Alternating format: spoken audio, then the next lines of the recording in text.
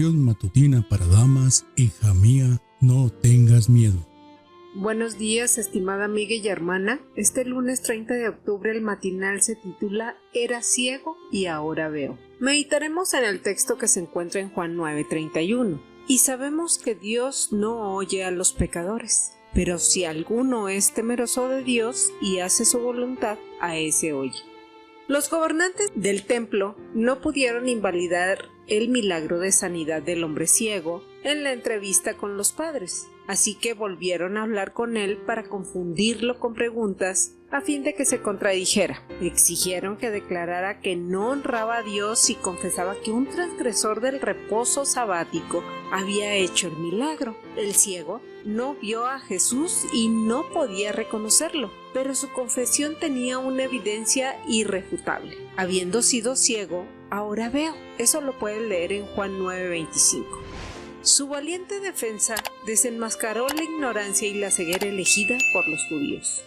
No había virtud alguna en el lodo preparado por Jesús ni en el estanque de Siloé, aunque los judíos creían que había propiedades curativas en la saliva. No fue esa la razón por qué Jesús lo usó, sino para fortalecer la fe del sufriente. Lo envió al estanque de Siloé y cuando se fue aún era ciego. Siempre hay una parte que Dios quiere que hagas en los milagros que realiza a diario en tu vida.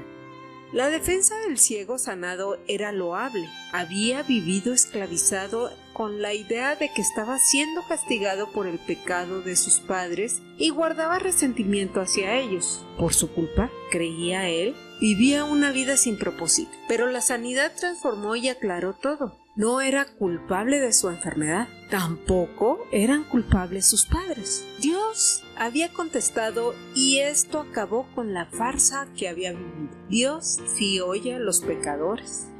Los judíos mentían cuando enseñaban que Dios hacía milagros solo a quienes eran dignos. Lo pueden leer en el verso 29.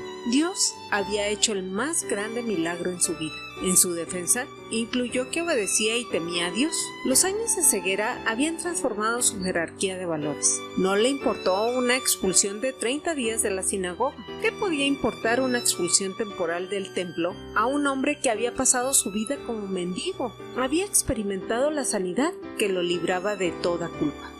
Es mejor estar en paz con Dios y ser perseguido por el mundo que estar en paz con el mundo y, al final, ser castigado por Dios. La vida del ciego ahora tenía un propósito, tenía un testimonio que contar. Era ciego y ahora veo.